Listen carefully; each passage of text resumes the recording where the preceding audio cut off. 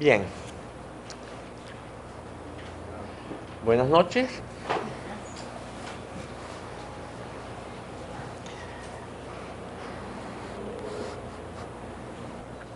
Esta palabra chic significa uno. Esta palabra she significa, podemos traducirla como gnosis, en el sentido de ser una, cuando hablamos de conocimiento, conocimiento significa co implica dos.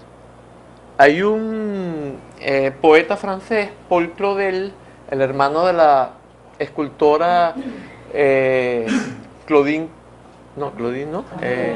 ¿ya? Camille Claudel. Él dijo, el conocimiento es el co-nacimiento del sujeto y del objeto. Entonces, en este caso no decimos conocimiento, sino decimos gnosis, porque gnosis no tiene el co. O sea, gnosis no implica la dualidad. Entonces, sí, esto, chic-she significa gnosis única. La verdadera naturaleza de la realidad es una gnosis única. Y kundrol, ¿qué significa? Kun es todo y drol es liberación. Gnosis única que todo lo libera. ¿Por qué entonces no se liberan nuestras cogniciones habituales, nuestros pensamientos, sino que se quedan fijos? Porque se manifiesta la dualidad sujeto-objeto y hay un aferramiento del sujeto al objeto que impide que se libere todo lo que surge, como sucedería si estuviera manifiesta y no oculta esta gnosis única. Entonces, el principio del Dzogchen depende justamente de que nuestra naturaleza verdadera es una gnosis única que todo lo libera. Y eso es lo que permite que haya una vía de liberación espontánea. Si no fuera así, no podría haber una vía de liberación espontánea. Como ya explicamos, este vehículo está más allá de la causalidad de todo tipo, tanto de la causalidad de una causa que es distinta del efecto, como de una causa que es similar al efecto, o sea, como sucedía en el Hetuyana y en el Palayana. Está libre de esas dos. Y está libre de esas dos porque se basa en esta cualidad todo liberadora de la gnosis única que todo lo libera. Bien. Los orígenes del Dzogchen, esto ya lo hablamos un poquito la vez pasada, entonces no vale la pena que entremos demasiado en esto. También hablamos, porque esto era parte del programa que lo habíamos hecho, pero lo tocamos en la reunión anterior.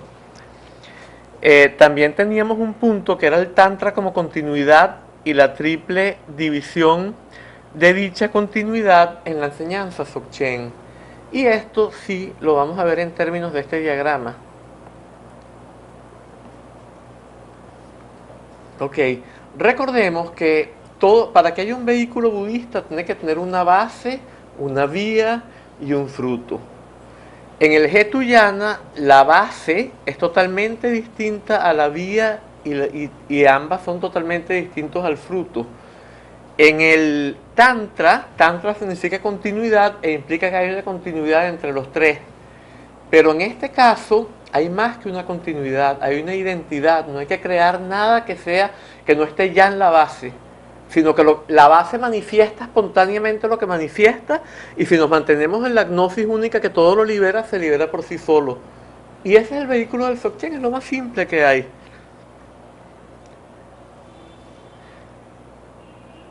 Bien, entonces, tanto la base como el sendero, como el fruto, tienen tres aspectos. Y esos tres aspectos son esencialmente lo mismo.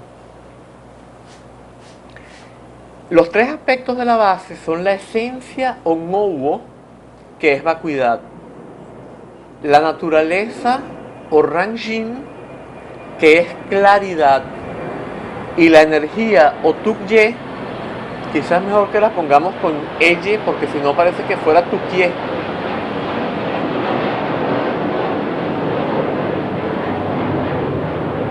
O sea, normalmente lo tendríamos con una J porque estaría basado en el sonido de la J en inglés.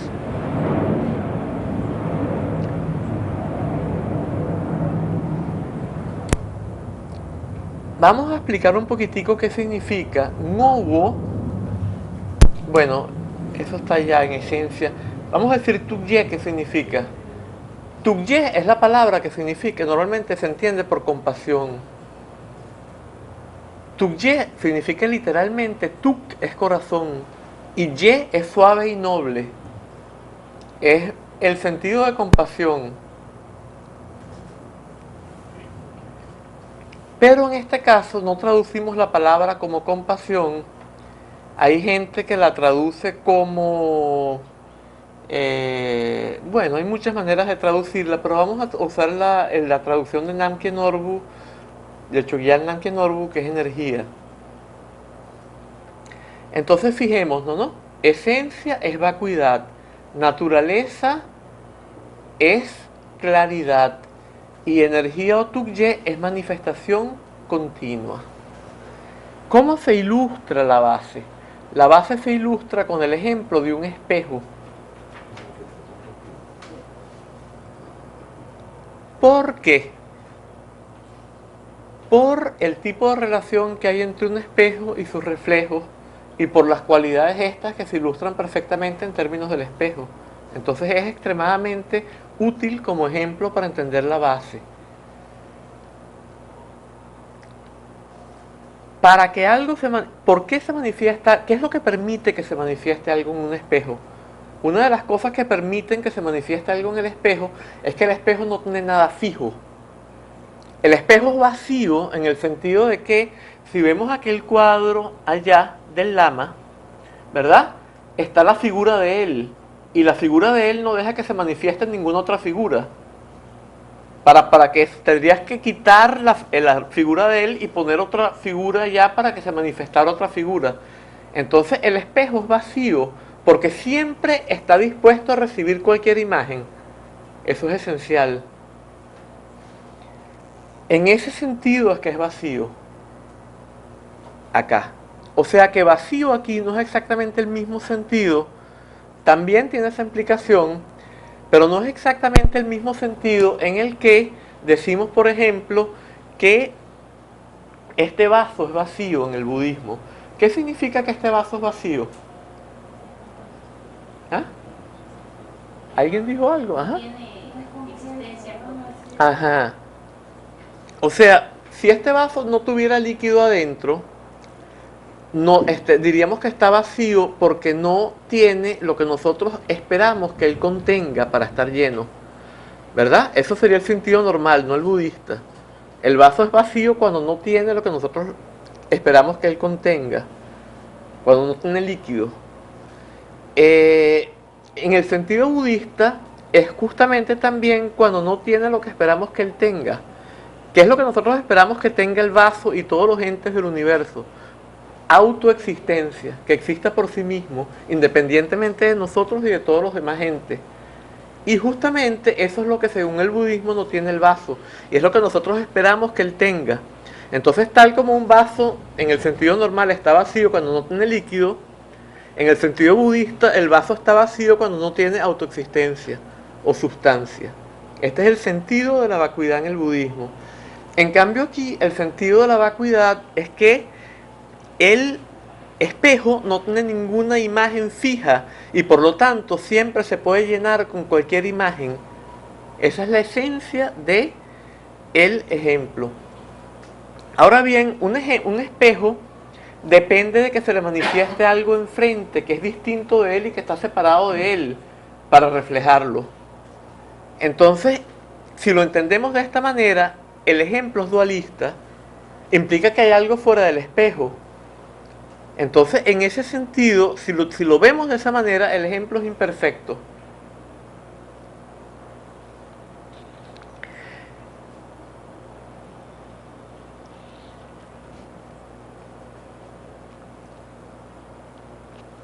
Si utilizáramos una pantalla LCD, ¿verdad? Liquid Crystal Display, entonces sería lo mismo que el espejo porque ella no tiene ninguna imagen, pero lo que se manifiesta en ella no proviene del exterior, proviene de adentro. Los dos ejemplos son dualistas, pero si los combinamos no caemos en el error de ninguno de los dos. ni de que hay algo fuera del espejo, ni de que no hay nada fuera de la pantalla plana.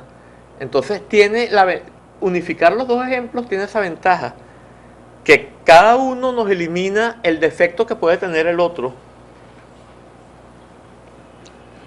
Entonces, ¿qué sería la esencia? Sería el hecho de que puede manifestar cualquier cosa porque no tiene ninguna manifestación fija. Entonces, ese es el primero.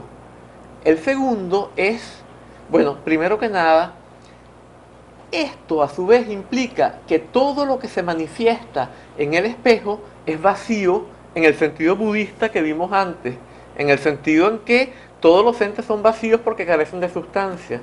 ¿Por qué implica eso? Porque todos los entes dependen del espejo para manifestarse. Si dependen del espejo, no tienen una sustancia propia, sino que son dependientes, dependen de algo. Entonces, la vacuidad implica la dependencia en el budismo. Bien. El segundo elemento, entonces fíjense que hay una relación allí directa. Todo lo que se manifiesta en el espejo es vacío porque depende del espejo para manifestarse. Yo no voy a entrar demasiado en detalle. ¿Cuántos están haciendo el share aquí?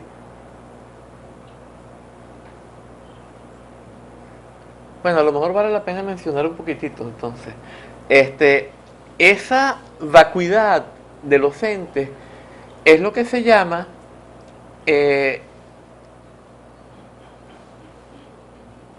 ausencia de autoexistencia o sustancia.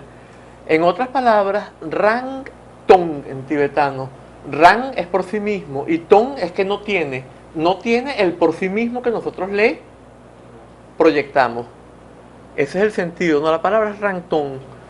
Y en cambio, la vacuidad del espejo es en otro sentido diferente. Es que no tiene nada fijo y por lo tanto todo lo que se manifiesta en él depende de él. Y por lo tanto es Rang Tong, carece de autoexistencia. Ahí está la clave del sentido. ¿Qué significaba la palabra Rang Tong? Rang es por sí mismo. Rang es por sí mismo.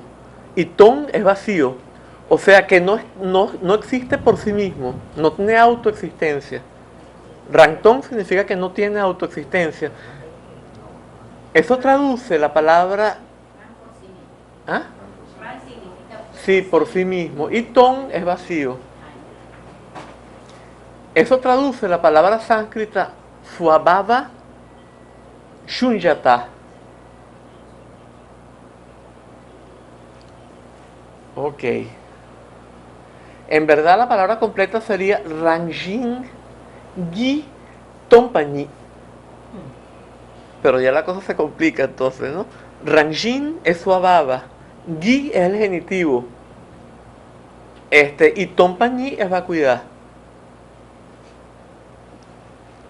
Bien, el segundo elemento entonces es la naturaleza o Rangjin, que es claridad. ¿Qué significa claridad? Bueno, el espejo, la computadora tiene una luminosidad interior, ¿verdad? El espejo tiene una luz que le viene de afuera y esa luz es la que permite que él refleje imágenes. En este caso, la imagen mejor es la de la computadora, porque no es ninguna luminosidad que viene de afuera.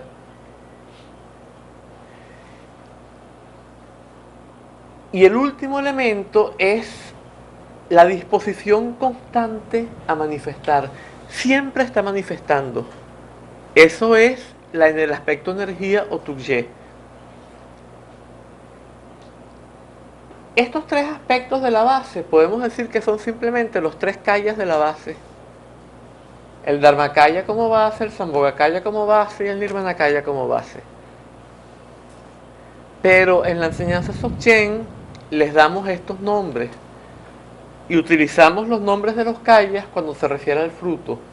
No los utilizamos, los podemos utilizar también para la base, los podemos utilizar para la vía, no hay problema. Pero por lo general, lo común es que los utilizamos con respecto al fruto, no con respecto a la base ni con respecto a la vía.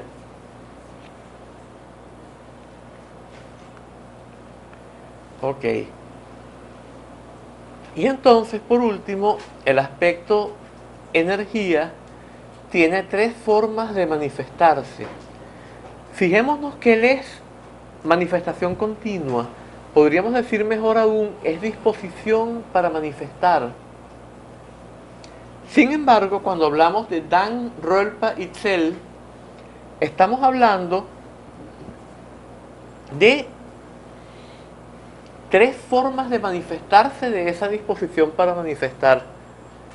¿Qué significa esto? Significa que lo manifestado no está fuera del aspecto de energía que es disposición a manifestar.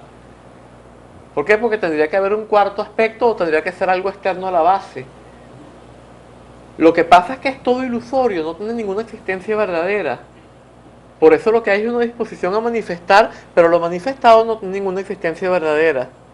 Pero sin embargo, lo manifestado se manifiesta de tres maneras diferentes. Entonces, esas tres maneras son Dang, Rolpa y Tzel.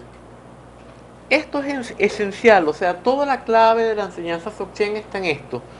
Digamos, lo primerito que hay que entender es esto, los tres aspectos de la base, el sendero y el fruto. ¿Qué es la energía Dang? La energía Dang se ejemplifica con una bola de cristal. Ese es el ejemplo. Una bola de cristal. ¿Qué sucede con una bola de cristal? ¿Qué pasa si yo pongo una bola de cristal aquí en el medio de este cuarto? ¿Ustedes han visto una bola de cristal? ¿Sí? ¿Han visto qué pasa? Si yo la pongo... ¿Ah? No, todo lo que está en este cuarto se ve dentro de ella. Bien, la energía Dang originalmente no tiene interior y exterior, está totalmente más allá del dualismo. Pero una vez que se manifiesta la energía Tzel, lo que pasa es que aquí hay un círculo de alguna manera. Para poder explicar la energía Dang tenemos que explicar la energía Tzel. Entonces vamos a hacerlo al revés. Vamos a empezar explicando qué es la energía Tzel, porque si no, no se va a entender qué es la energía Dang. La energía Tzel se ejemplifica con un cristal de roca. ¿Saben lo que es un cristal de roca? ¿Han visto una araña, una lámpara de lágrimas? Estos cristales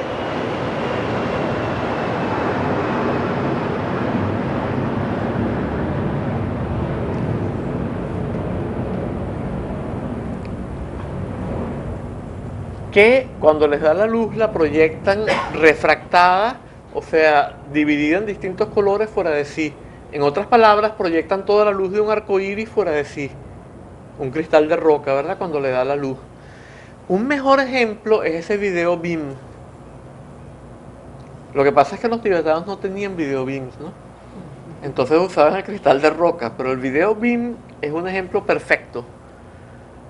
¿Por qué? Porque las imágenes del video beam no están en el exterior, no vienen del exterior, vienen del video beam, pero se proyectan fuera de él, parecen estar fuera de él, aunque vienen de adentro.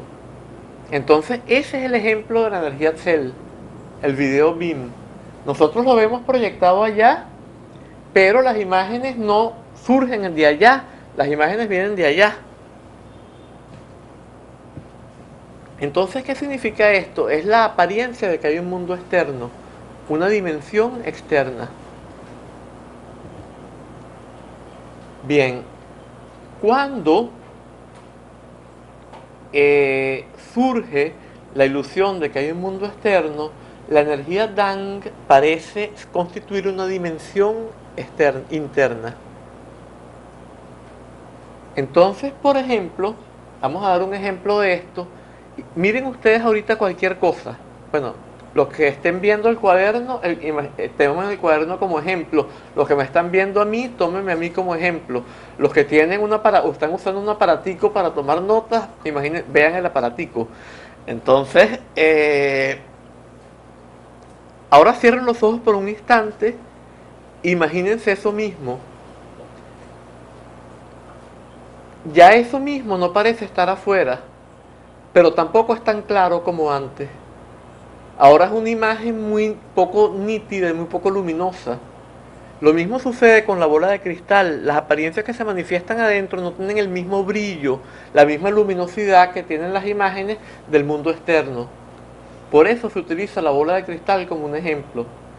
¿no? De la dimensión interna. Por lo tanto, son todas las imágenes mentales y todos los pensamientos pertenecen a la energía Dang. Esa es la esencia, eso es lo que es la energía Dang. O sea, todo lo que es pensamientos, imágenes mentales, imaginación, recuerdo, todo eso es energía Dang. ¿Y qué es energía Cell? Ya lo dijimos. Es todo eso que nosotros vemos mucho más luminoso, mucho más nítido, mucho más claro, y que al mismo tiempo tiene tangibilidad, cosa que no tiene la otra energía. De hecho, la otra energía ni siquiera tiene forma y color en sí misma. O sea, para que adquiera forma. La energía Tzel es un poco como el maya del hinduismo. Bueno, de alguna manera, todo lo que se manifiesta a través de la energía Tukye o Tukye es de alguna manera maya. Sí, todo es de alguna manera maya. ¿Por qué? Porque los pensamientos también son ilusorios, tanto como el mundo externo. No es que, como en Hegel, por ejemplo, la mente es la verdadera realidad y el mundo externo es la proyección externa de la idea o del espíritu, etcétera, etcétera, o de casi todo el idealismo alemán. No se trata de esto, esto es otra cosa, esto no es en verdad una visión idealista. O sea, todo lo que se manifiesta es igualmente ilusorio, no hay nada que tenga sustancia. Lo único que no depende de nada para existir es la base misma. ¿Verdad? Eso que está allá, la base. Con sus tres aspectos que son esencia, naturaleza y energía. Pero todo lo que se manifiesta a través de la energía es maya. Carece de cualquier realidad intrínseca, de cualquier autoexistencia o sustancia. Carece, no la tiene. Ok. Nos queda la energía Rolpa. La energía Rolpa es muy peculiar. La energía Rolpa, recordemos, ¿no? La energía Dang en sí misma no tiene ni color, ni forma, ni tangibilidad. La energía Cell tiene color, forma y tangibilidad. La energía Rolpa tiene color y forma, pero no tiene tangibilidad.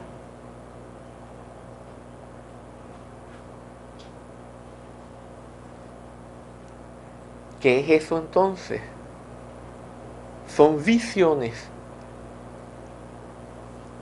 Las visiones, por ejemplo, si a ustedes se les aparece Manjushri, eso es energía Rolpa. Si a ustedes se les manifiesta Tara y ustedes la ven allí, eso es energía Rolpa. ¿Verdad? Ahora, la energía Rolpa tiene una característica muy peculiar, que es que no permite el dualismo. Recordemos el ejemplo de la energía Tzel, ¿cuál es? El ejemplo de la energía Tzel es el cristal de roca, pero ahora estamos diciendo que es el video beam. El de la energía Dan, ¿cuál es? La bola de cristal. El de la energía Rolpa, ¿cuál es? El espejo. Claro, el espejo es el de toda la base. Pero también podemos utilizar el espejo para ilustrar la energía Rolpa. ¿Por qué? Porque en el espejo no hay dualismo entre las manifestaciones y el espejo mismo y su capacidad reflectante. La energía Rolpa tiene una cualidad muy peculiar, que es que ella no permite el dualismo.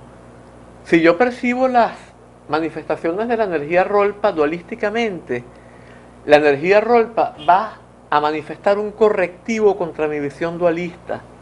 Pero no nos metamos con eso porque eso es muy avanzado.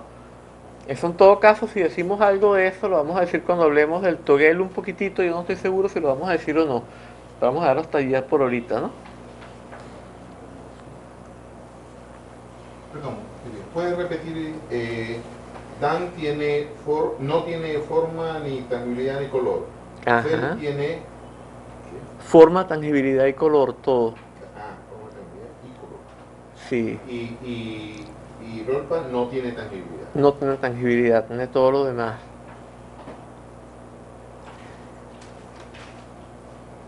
Claro, lo que es más característico de la energía Cell no es tanto que tenga tangibilidad, porque si yo tengo una visión que es energía Rolpa, esencialmente, pero yo la percibo fuera de mí, la estoy percibiendo a la manera Cell.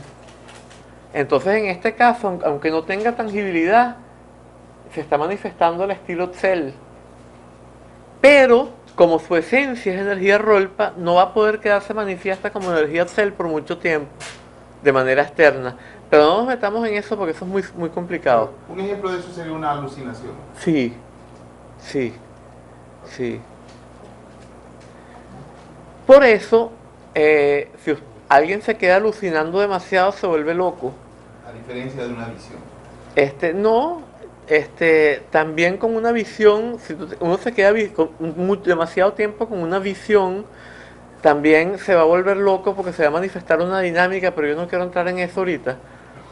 Eso es demasiado elevado, digamos, no. Namke Noru nunca ha dicho eso en una enseñanza así, de comienzo, una introducción, una enseñanza a Dzogchen, y yo no debo hacer todo lo contrario de lo que hacen todos los maestros de Dzogchen, que ni siquiera soy un maestro de Dzogchen, y voy a hacer justamente lo que ni siquiera ellos hacen, entonces... Ok. Bueno, entonces vamos a dejar las 3 formas de manifestación de la energía por ahorita por ahí. El sendero también tiene 3 aspectos. El Dzogchen todo es de 3. Fijémonos que incluso los 3 aspectos de las 3 formas de manifestación de la energía son 3. La base, el sendero y el fruto son 3. La base tiene 3 aspectos, el sendero tiene 3 aspectos y el fruto tiene 3 aspectos. Todo 3, 3, 3, 3. Ok. El sendero.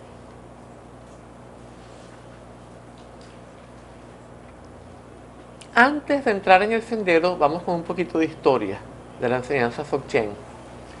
Porque las 3 frases de Garab Dorje que tienen que entrar en la historia del Dzogchen, de alguna manera, ya introducen un poco esta diferencia entre visión y contemplación y comportamiento, un poquito, aunque no tan delineado.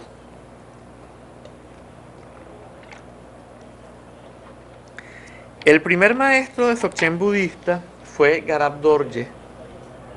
La historia también es importante en las enseñanzas. Garab Dorje nació en la tierra de Odiana, la tierra de los Mahasiddhas, la tierra donde aparecieron los tantras también, casi todos los tantras. Entonces, Garab Dorje era un niñito, ¿verdad?, que nació de una virgen. Igual que Jesús de Nazaret, igual que Lao Tse, igual que Krishna, igual que... Esto es un motivo recurrente en las tradiciones místicas. Esta cosa del niño que nace de una virgen. Y cuando él era muy pequeñito empezó a recitar un tantra del Dzogchen, y todo el mundo se quedó pasmado de que este niñito andaba recitando un tantra, este niñito es muy especial. Y entonces él dijo: yo estoy trayéndoles a ustedes una enseñanza que se encuentra más allá de la relación entre la causa y el efecto. ¿Qué quería decir esto? Esto quería decir que esta enseñanza no era getuyana ni palayana, sino la enseñanza que está más allá de la causa y el efecto, el Dzogchen, la vía de liberación espontánea. Pero ¿qué entendió la gente? Entendió que no había karma, porque causa y efecto es karma. Entonces, cuando la gente en la India oyó que había alguien por allá por Afganistán diciendo que tenía una enseñanza que era budista y que tenía una enseñanza más allá de la causa y el efecto, entonces dijeron: aquí viene el gran hereje que va a destruir las enseñanzas budistas. Hay que destruir esto, hay que acabar con esto antes de que prolifere. ¿Por qué? Porque la gente estaba haciéndole caso, porque era un niñito diciendo un tantra, recitando un tantra, y de una profundidad enorme. Y la gente le estaba haciendo caso porque entendían que allí había algo especial. Bien, ¿qué sucede entonces? Bueno, entonces en la Universidad de Nalanda preparan una delegación para ir a refutar a este niñito y acabar con esa herejía que estaba surgiendo. Bien, al frente de esta delegación nombran a Manjushri Mitra, que era el más importante de los scholars, de los eruditos, de los estudiosos de la Universidad de Nalanda en ese momento. Y se dice que él pertenecía a la escuela Yogacara. Ahí hay una cosa un poco complicada, pero no quiero entrar en esos detalles, ¿no? Entonces él se va a esta delegación a debatir con este niñito. Y llegan y empiezan a debatir con este muchachito. Y entonces de repente entienden que el niñito no está diciendo que no hay karma. El niñito lo que está diciendo es que él tiene una enseñanza en la cual la realización no se obtiene, o sea, es evidente que la realización no puede obtenerse como efecto de una causa, porque entonces sería condicionada, que la realización se obtiene porque nuestra verdadera condición es este Shikshekundrol al que nos referimos primero, una gnosis, una gnosis única que es todo liberadora. Cuando ella está manifiesta, todo se libera, como en una perla mani, ninguna apariencia se queda pegada. Todas las apariencias están cambiando y ninguna se le queda pegada. Ella es todo liberadora. Esta es más o menos lo que él quería decir, este niñito. No era ni mucho menos que no existiera el karma. Por supuesto, un Buda está más allá del karma. ¿Por qué? Porque un Buda no actúa. En un Buda todo pasa de manera espontánea, por lo tanto un Buda no crea karma. En el Buda todo pasa sin que él haga. Como él no hace, entonces no crea karma. Esto es lo que los budistas zen llaman, por ejemplo, Wei Wu Wei, acción a través de la no acción, o también Wu Wei, no acción, o también Se Ran, espontaneidad, o auto así también. Y también en la tradición tibetana hay una cantidad de palabras, Lundru, Zepa, etcétera, etcétera, ¿no? Hay una cantidad de palabras que significan también acción más allá de la no acción, Tinle. No sé si han oído esta palabra Tinle. Hay un lama que se llama Tinle Norbu, por ejemplo. En la tradición Karma Kagyu hay un lama que se llama Karma Tinle. Bueno, este Tinle.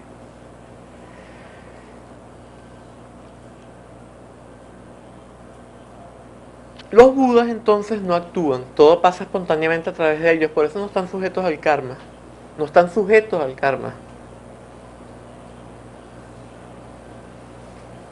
¿No? Es por lo de sujeto. Bueno.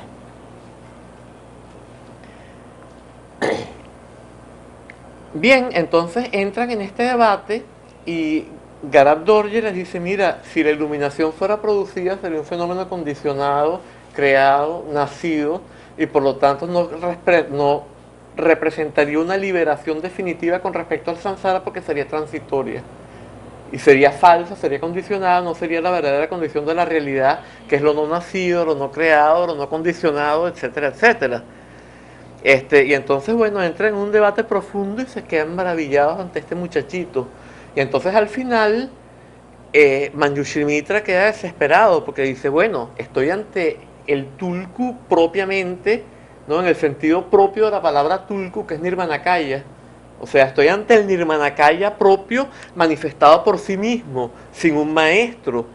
Y que es un niñito, ni siquiera como Shakyamuni. ¿Por qué? Porque se considera que Garab Dorje es una manifestación de Shakyamuni. Shakyamuni ya estaba realizado como Shakyamuni, por lo tanto ya Garab Dorje aparece realizado desde el comienzo. Entonces le dice, maestro, yo estaba totalmente, o sea, yo cometí una falta tremenda, un dikpa tremendo. Dikpa es lo que se traduce a veces como acción no virtuosa. Dikpa significa amenaza, literalmente. El nombre del alacrán en tibetano es Dikpa Rasa. Porque un alacrán amenaza.